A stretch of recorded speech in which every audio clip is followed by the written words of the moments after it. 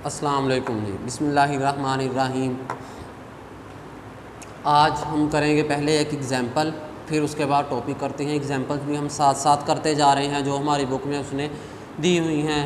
वो आपसे एग्ज़ाम्पल भी दे सकता है। एनुअल में जब एग्ज़ाम होते हैं फाइनल आपके, तो एग्ज़ाम्पल भी आ जाती है न्यूमेरिकल्स में। तो आज की एग्ज़ाम्पल है हमारी 11.1 एग्ज़ाम्पल है 11.1। Calculate the intensity level of the. आप इंटेंसिटी लेवल को कैलकुलेट करेंगे, फाइंड करेंगे क्या होगा इंटेंसिटी लेवल। हाँ, कल हमने इंटेंसिटी लेवल, जो साउंड इंटेंसिटी लेवल पिछले लेक्चर में हम प्रूव कर चुके हैं इसका, जिसका फार्मूला था 10 log of I over I not decibel. Level of the faintest Audible sound कहता आप क्या करेंगे, आपने फाइंड करना है intensity level. Intensity level find करनी है किसकी? Faintest Audible sound. Faintest Audible sound, मध्यम तरीन आवाज़, उसकी आपने फाइंड करनी है। साउंड इंटेंसिटी लेवल आपने फाइंड करना। और बी दूसरा, इसमें दो पार्ट्स हैं। ए वो था, आपने साउंड इंटेंसिटी लेवल फाइंड करना है किसका? जो आपके लिए मध्यम तरीन आवाज़ है उसके लिए। दूसरा वो कह रहा रस्टलिंग ऑफ लीव्स, पत्तों की सरसराहट, जो पत्ते होते हैं दरख्तों के, उनमें जो सरसराहट होती है उसके लिए भी आप साउंड इंटेंसिटी लेवल फाइंड करेंगे। ये दोनों काम वो कह रहा है, बताइए क्या होंगे, इनकी वैल्यूज़ क्या होंगी, साउंड इंटेंसिटी लेवल इन दोनों के लिए क्या होंगे, बताइए जी। तो करते हैं, आ जाएं जी इधर। पहले मैं फार्मूला लिखता हूँ साउंड इंटेंसिटी लेवल का। साउंड इंटेंसिटी लेवल, इसका फार्मूला क्या होता है? 10 log of I over I not decibel, ये फार्मूला होता है हमारे पास। प्रूव कर चुके हम इसका साउंड इंटेंसिटी लेवल का। 10 log of I over I not decibel formula है। पहले ए करते हैं सॉल्व। ए क्या कहता? Faintest Audible sound. Faintest Audible sound आपने फाइंड करनी है। फेंटेस्ट ऑडिबल साउंड कौन सी होगी वो देखते हैं। पहले तो जब भी ये फार्मूला आपने यूज़ करना है साउंड इंटेंसिटी लेवल का, 10 log of I over I not dB decibel. अब आई नॉट पिछले लेक्चर में बात की है, ये क्या है? रेफरेंस इंटेंसिटी है। इसी को हमने ज़ीरो बेल का नाम दिया था। किसने इसके मुतालिक बताया था?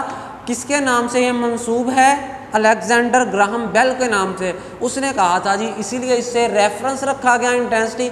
ये वाली आई नॉट जो होती है हमारे पास इंटेंसिटी, ये सबसे कम इंटेंसिटी होती है, इस जो कि हमें मुश्किल ही सुनाई देती है, बहुत मध्यम होती है, बहुत ही मध्यम कि हमें मुश्किल ही सुनाई देती है। वैसे नहीं हमें सुनाई दे देती, मुश्किल के साथ। यानी जिनको ऊंचा सुनाई देता है, कानों का मसला है, उनको ये आवाज़ सुनाई ही नहीं देगी ये वाली इंटेंसिटी की, आई नॉट वाली की, जो यहाँ पे यूज़ हो रहा। जितने भी न्यूमेरिकल हैं जिनमें हमने साउंड इंटेंसिटी लेवल फाइंड करना है, सब में आई नॉट आना है, आई over I not. I not की वैल्यू क्या होगी याद रखनी है आपने ये बात। ये कौन सी होती है? रेफरेंस इंटेंसिटी होती है, कि इससे कम हमें नहीं सुनाई देती है। कौन सी होती है? पिछले लेक्चर में बात कर चुके हैं। 10 की रेज़ पावर -12 वाट पर मीटर स्क्वायर। आई नॉट की ये वैल्यू होती है 10 की रेज़ पावर -12 वाट पर मीटर स्क्वायर। अंडरस्टूड बात है। तो आई नॉट की वैल्यू तो हमें पता है। सब न्यूमेरिकल में जिनमें भी साउंड इंटेंसिटी लेवल फाइंड करना, ये फार्मूला यूज़ होगा, ये फार्मूला यूज़ होगा। आई नॉट, आई नॉट में सबके लिए आपने यही यूज़ करनी है। आई नॉट की वैल्यू को तो आपको पता है। अब आई की वैल्यू चाहिए। dB डेसीबल तो यूनिट्स हैं, इनके लिए तो कोई बात नहीं। मसला तो ये है कि आई की हमें वैल्यू चाहिए। आई इंटेंसिटी, आई इंटेंसिटी कौन सी साउंड की होगी जो आप फाइंड करने जा रहे हैं?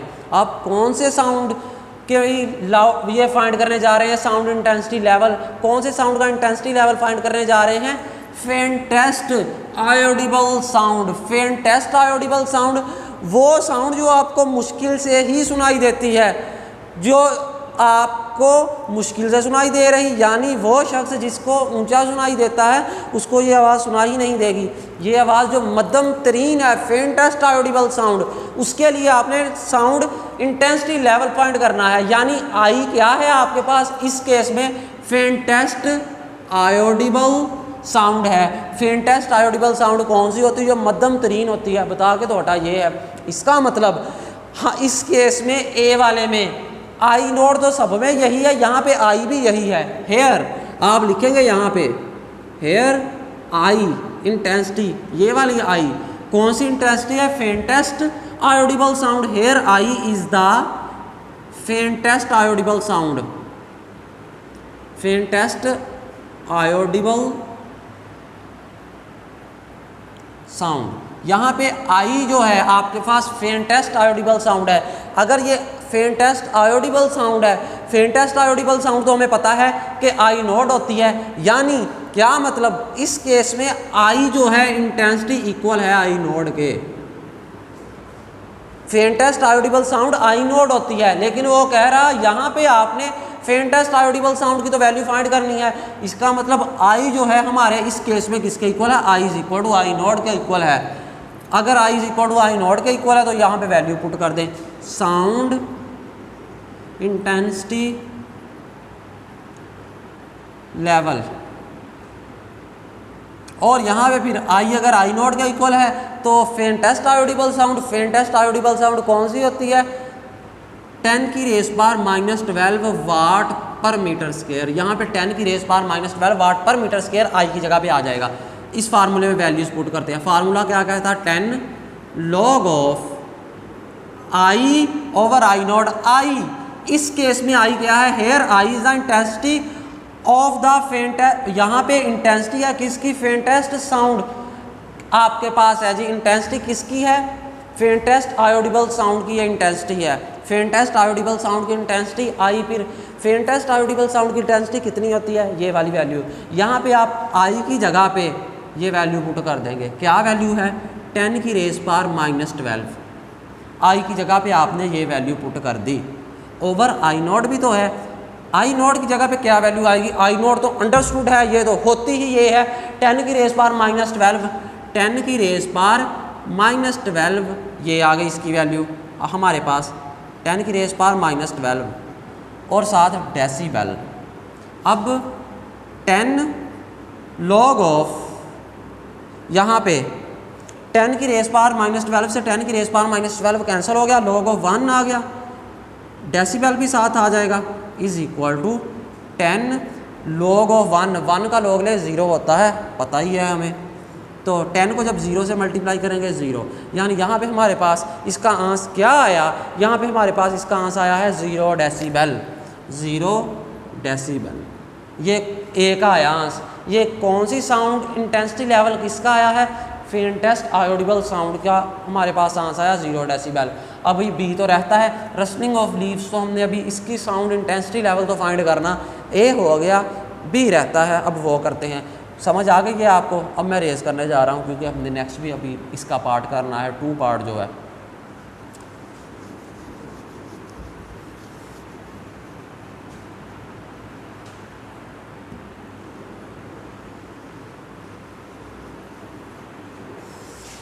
चलें जी, अब हम इसका बी पार्ट करने जा रहे हैं। यहाँ पे बी पार्ट कर लें, ए कर लिया हमने सॉल्व। बी पार्ट जो है, बी पार्ट क्या कह रहा? रस्टलिंग ऑफ लीव्स, ये आपने फाइंड करनी है। रस्टलिंग ऑफ लीव्स यानी पत्तों की सरसराहट। पत्तों की सरसराहट के लिए जो इसकी इंटेंसिटी होती है ना आई, वो किसके इक्वल होती है? याद रखनी है बात, I for rustling of leaves, for rustling of leaves, for rustling of leaves I किसके इक्वल होता है? 10 की रेस पार माइनस हमारे पास 11, 10 की रेस पार माइनस 11 वाट पर मीटर स्क्वायर। ये वैल्यू इसकी होती है। जब पत्तों की सरसराहट होती है तो उस वक्त उसकी इंटेंसिटी साउंड की कितनी होती है? 10 की रेस पार माइनस 11 वाट पर मीटर स्क्वायर, ये हमें पता है। अब आई की वैल्यू तो हमारे पास आ गई। इस आई की इंटेंसिटी की आई नोट की रहती है, आई नोट की तो अंडरस्टूड है, सबके लिए यही है। 10 आई नोट कौन सी है? रेफरेंस इंटेंसिटी, जिसको 0 वेल का नाम दिया था, ये तो पता ही है। 10 की रेस पावर माइनस 12 वाट पर मीटर स्क्वायर है, तो इस फार्मूले में वैल्यू पुट कर दो, ये 10 आ गया।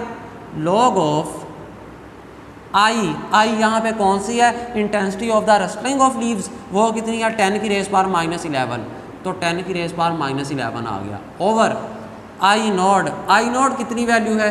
10 की रेस पावर माइनस 12, साथ क्या आ गया? डेसीबल। 10 log ऑफ, यहाँ पे 10 की रेस पावर -11 है ओवर 10 की रेस पावर -12 है। ये 10 की रेस पावर -12 जब न्यूमरेटर में जाएगी, आपको इल्म है जब डिनोमिनेटर में पावर जो है, पावर का साइन नेगेटिव हो तो न्यूमरेटर में जाके पॉजिटिव हो जाता है। अगर डिनोमिनेटर में पॉजिटिव है, ऊपर जाके नेगेटिव हो जाएगा। यहाँ पे 10 की रेस पावर कितनी है? -12 नेगेटिव है। जब मैं इसको न्यूमरेटर में लेके जाऊँगा तब पॉजिटिव हो जाएगा। 10 की रेस पावर -11 ये वाला, और मल्टीप्लाई बाई, नीचे ये डिवाइड कर रहा, ऊपर जाकर मल्टीप्लाई करेगा, फिर पावर का साइन भी चेंज हो जाता। डिनोमिनेटर में -12 था, न्यूमरेटर में जाएगा तो +12 आ गया।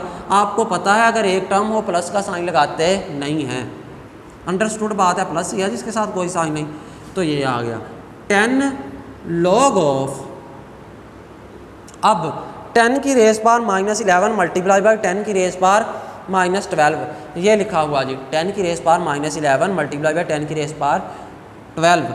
बेसिस सेम है, यहाँ पे भी बेस 10 है, यहाँ पे भी बेस 10 है। जब बेसिस सेम हो तो पावर्स आपके पास क्या हो जाती हैं? ऐड हो जाती हैं। यानी 10 की रेस पावर अगर ये -11 हो तो ज़ाहिर है माइनस ही आएगा। बेसिस सेम है, बेसिस सेम है तो पावर्स क्या हो जाएंगी? ऐड हो जाएंगी, +12। एक ही बेस में लिख लेते हैं, डेसीबल dB, ये हमारे पास आ गया। अब आगे इज इक्वल टू का साइन लगाया, आगे मैं यही स्टेप लिखता हूँ 10 log ऑफ, लिखना नीचे था मैं आगे लिख रहा हूँ 10 की रेस पावर -12 में से 11 निकाला 1, बड़ी रकम 12 है, 12 के साथ प्लस का साइन, तो 1 के साथ ऊपर भी प्लस का साइन आएगा, प्लस लिखते ही नहीं है। और किसी की पावर 1 हो, 1 पावर भी लिखते नहीं है, इसलिए ये मैंने 1 रेस कर दिया। 1 है पावर, माइनस प्लस माइनस, 12 में से 11 माइनस किया 1 आ गया, यहाँ पे 1 आ गई, बड़ी रकम 12 है, इसके साथ प्लस का साइन तो +1 आया। किसी की कोई भी पावर ना हो तो +1 नहीं होती, लेकिन लिखते नहीं है, अंडरस्टूड बात है। तो यहाँ पे मैंने +1 नहीं लिखी, साथ आ गया डेसीबल। अच्छा अब आगे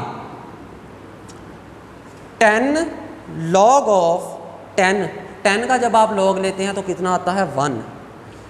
10 log ऑफ 10 जब आप लेंगे इसकी जगह पे 1 आ जाएगा डेसीबल। आप 10 को 1 से मल्टीप्लाई कर लें, 10 1s are 10, तो इसका आंसर आपके पास आ गया 10 डेसीबल। ये हमारा न्यूमेरिकल था जो कि हमने सॉल्व कर लिया, आंसर आया है जी 10 डेसीबल। आज आगे हमारा टॉपिक है रिफ्लेक्शन ऑफ साउंड। ये तो न्यूमेरिकल था ना, एग्जाम्पल। आज का हमारा टॉपिक है रिफ्लेक्शन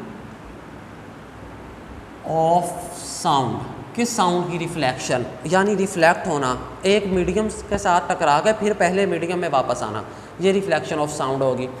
अब देखें, बात हजम करना, जब हम किसी ऊंची बिल्डिंग के पास जाएं या माउंटेन पहाड़ के पास जाएं, हम क्या करें? क्लैप करें या आवाज़ निकालें कोई ऊंची सी, हमें थोड़ी देर बाद वही आवाज़ वापस सुनाई देती है। क्या वजह बनती है?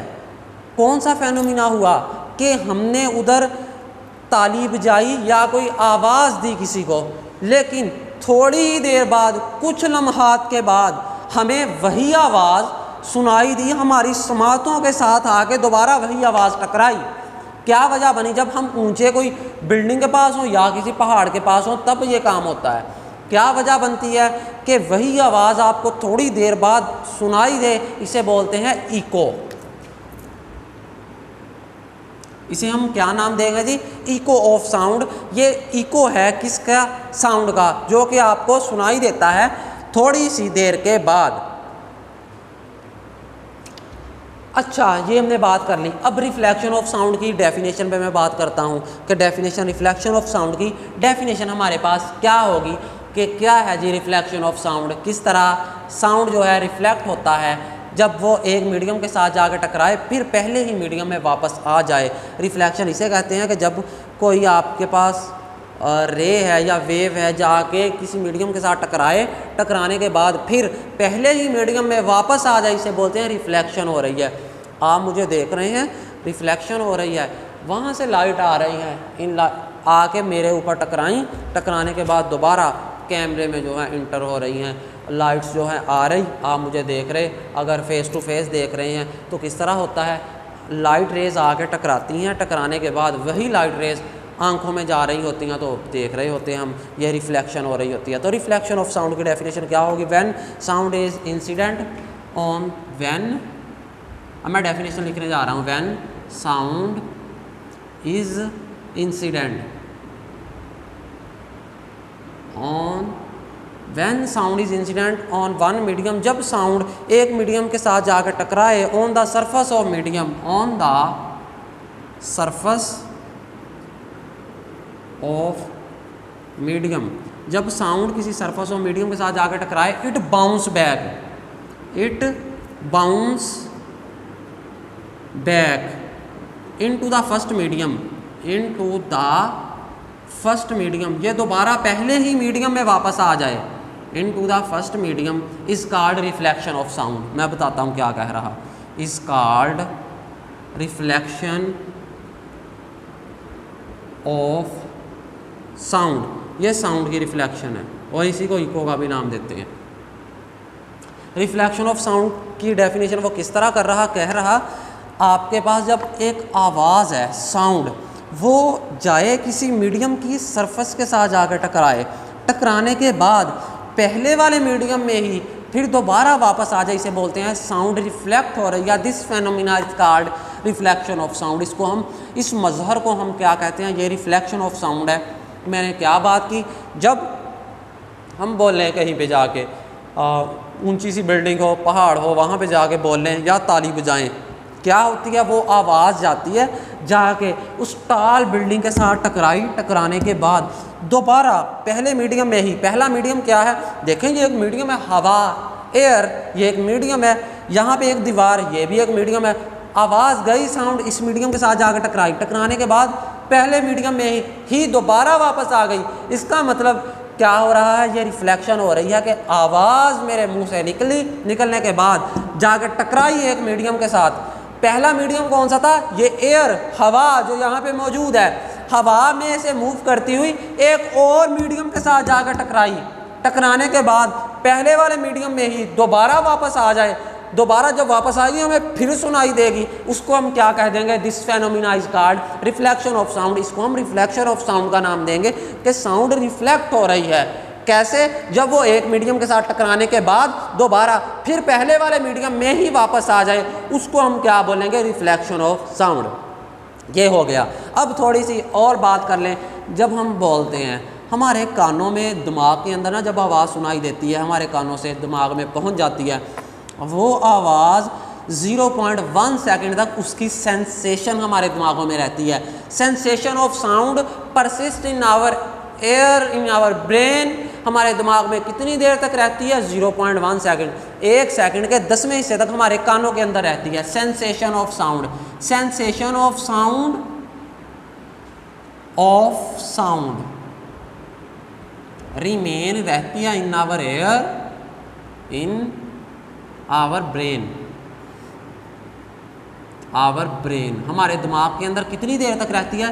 0.1 सेकेंड तक रहती है। याद बात रखनी, जब मैं बोल रहा हूँ ना, मैंने कोई भी लफ्ज़ निकाला ज़ुबान से, मैं खुद ही सुन रहा हूँ, जो मैंने लफ्ज़ निकाला है वो मेरे दिमाग के अंदर 0.1 सेकेंड तक रहेगा, उसकी सेंस रहेगी, उसकी सेंसेशन रहेगी, लेकिन 0.1 सेकेंड के बाद वो दिमाग में से निकल जाएंगे वो अल्फाज। जिस तरह अभी मैं बोल रहा हूँ, जो भी लफ्ज़ मैंने निकाला ज़ुबान से, मेरे दिमाग तक उसकी सेंसेशन कितने टाइम तक रहेगी? 0.1 सेकेंड तक। 0.1 सेकेंड के बाद वो सेंसेशन ख़त्म हो जाएगी। फिर जो अगर नेक्स्ट लफ्ज़ बोला, नेक्स्ट वर्ड बोला, वो आ जाएगा। जब कोई वर्ड बोला जाए, उसकी जो सेंस होगी हमारे दिमाग में 0.1 सेकेंड तक रहेगी। ये कन्फर्म है बात। अच्छा, अगर 0.1 सेकेंड तक रहेगी, पहले वाले लफ्ज़ ही कि जब बोला जाए, अभी मैंने बताया माउंटेन या लार्ज बिल्डिंग, बड़ी सी आप ऊंची सी बिल्डिंग के पास जाके बोलेंगे, ताली बजाएंगे, आपको दोबारा आवाज़ सुनाई देती है। याद बात एक रखनी है कि आपने जब लफ्ज़ पहले निकाले, ज़ुबान से निकाले, तब भी आपको सुनाई दिए, रिफ्लेक्शन होने के बाद फिर दूसरी मरतबा सुनाई देते हैं। ऐसा नहीं है कि आपने निकाले, आपको सुनाई ही नहीं दिया, आवाज़ आकर टकराई, टकराने के बाद आई, फिर आपको सुनाई दिया, ऐसा नहीं है। जब मैंने बोला, मैंने कोई वर्ड निकाला मुंह से, वो साउंड जो थी वो मुझे सुनाई दी उस वक्त यूँ ही मैंने ज़ुबान से मेरे लफ्ज़ निकले। लेकिन अगर जाके किसी बिल्डिंग के साथ, माउंटेन के साथ टकराई, फिर दोबारा वापस आ गई, इसको रिफ्लेक्शन कहेंगे। यानी ये मुझे दोबारा सुनाई दी है, वही आवाज़ दूसरी मरतबा भी सुनाई दी। पहली मरतबा उस वक्त सुनाई दी थी यूँ ही ज़ुबान से निकले थे। जब ज़ुबान से लफ्ज़ निकले, मेरे कानों ने सुने, मेरे दिमाग में रच बस गए। कितनी देर के लिए? 0.1 सेकंड के लिए। दिमागों में उसका एहसास रहा, सेंसेशन रही 0.1 सेकंड के लिए। पहले वाले अल्फाजों की ही रही, इको बाद में सुनाई देगी। याद रखनी बात, अगर आपने अभी ज़ुबान से लफ्ज़ निकाले कि 0.1 सेकंड मुकम्मल ना हुए, 0.1 सेकंड अभी मुकम्मल ना हुए, आपने ज़ुबान से वर्ड निकाल दिए, ये टाइम ना गुजरा, अभी इसके अंदर अंदर ही हैं कि साउंड जाकर टकराने के बाद फिर आपके कानों में पड़ गई, अभी 0.1 सेकंड गुजरा ही नहीं था। इसका मतलब आपको इको सही तरह सुनाई नहीं देगी। क्यों नहीं सही तरह सुनाई देगी? वजह ये बनेगी 0.1 सेकंड तक तो पहले वाली की सेंसेशन थी, अभी वो टाइम ख़त्म ही नहीं हुआ था कि रिफ्लेक्शन हो गई, आपके कानों में एक और आवाज़ आ गई। जब आपके कानों के साथ जाकर टकराई आवाज़, अभी दिमाग में पहले की सेंसेशन चल रही थी, उसका टाइम पीरियड 0.1 सेकंड चल रहा था, ख़त्म हुआ ही नहीं था कि दोबारा इको उसी की सुनाई दी। इसका मतलब आपको सही तरह वो आवाज़ सुनाई नहीं देगी। तो यहाँ से क्या नतीजा निकाला? यहाँ से हम इस कंक्लूजन पे पहुँचे कि अगर जब हमने आवाज़ निकाली है, उसका हमारे दिमाग में कितनी देर तक उसकी सेंसेशन रहेगी? 0.1 सेकंड तक कि इको और आपके ज़ुबान से लफ्ज़ निकालने के बाद इको के आने तक कम अज़ कम जो आपके पास टाइम है 0.1 सेकंड होना चाहिए, इससे कम नहीं होना चाहिए। इससे ज़्यादा हो जाए कोई बात नहीं, अगर इससे ज़्यादा होगा आपको अच्छे तरीके से सुनाई देगी, अगर इससे कम है तो आपको इको सही तरह सुनाई नहीं देगी। ये बात कन्फर्म है। क्यों? क्योंकि देखें, अभी पहले वाले अल्फाज की सेंसेशन दिमाग में है और लफ्ज़ वही दोबारा आ गए, अभी पहले वाले दिमाग से निकले नहीं, आगे फिर वही अल्फाज आगे तो सही तरह सुनाई ही नहीं दिए। पहले की सेंसेशन जब ख़त्म हो जाती है 0.1 सेकंड के बाद, फिर आपको वो अल्फाज दोबारा सही तरीके से सुनाई देते हैं। समझ आ रही या नहीं? क्या मैंने कहा कि जब आपने कोई आवाज़ ज़ुबान से निकल गई और उस निकलने के वक्त और दोबारा आपके पास जब रिफ्लेक्शन हुई, दोबारा आवाज़ आई, उसके दौरान ये जो दो मैंने इवेंट बताए हैं कि एक ज़ुबान से वर्ड निकल गए, दूसरा रिफ्लेक्शन होने के बाद दोबारा वही अल्फाज वापस आए, इनके दरमियान जो आपके पास टाइम पीरियड है कम अज़ कम 0.1 सेकंड होना चाहिए। अगर इससे कम हुआ आपको नई रिफ्लेक्शन सही तरह सुनाई देगी, नई को सही तरह सुनाई देगी। अगर इतना टाइम हुआ, इससे ज़्यादा हुआ तो आपको ज़बरदस्ती को सुनाई देगी। बात याद रखनी।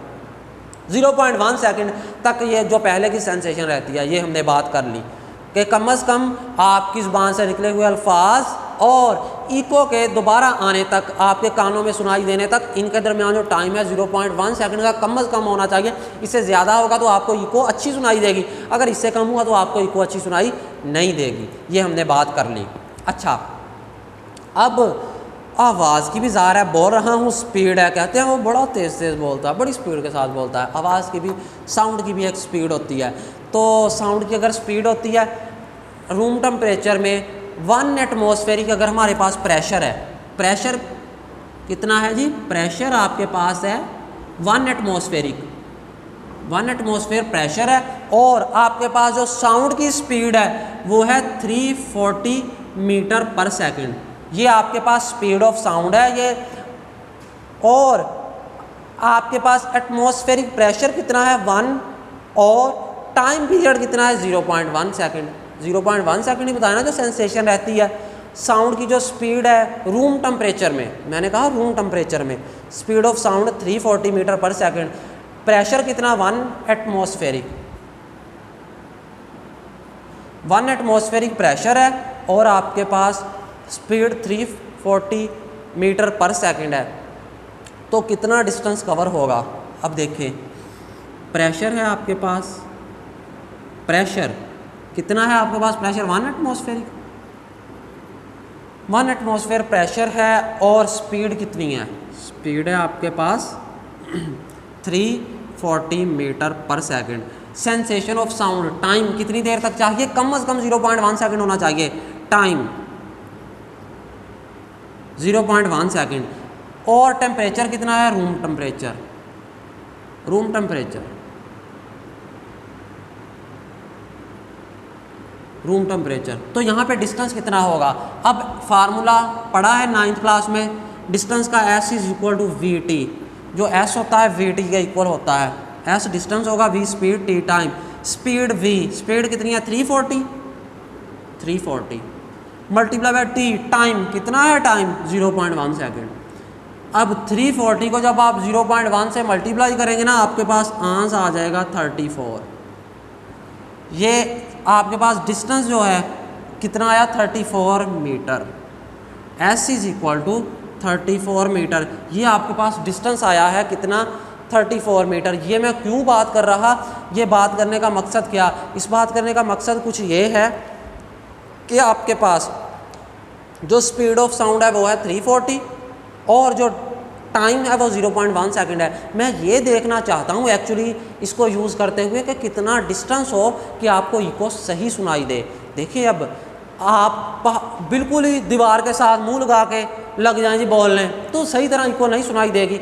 कितना कम से कम इतना फासला हो कि आप उस टाल बिल्डिंग या फिर आप उस माउंटेन से इतने फासले पे खड़े हों कि आपको आवाज़ ज़बरदस्त सुनाई दे, उसकी इको, उसकी रिफ्लेक्शन। फिर कितना कम से कम इतना डिस्टेंस तो होना चाहिए, उससे कम होगा तो सही रिफ्लेक्शन सुनाई नहीं देगी, इको सही सुनाई नहीं देगी। वो कम से कम कितना होना चाहिए उसके मुतालिक हम बात करना चाहते हैं। इसलिए मैंने 0.1 सेकंड टाइम, इसलिए मैंने ये लिया।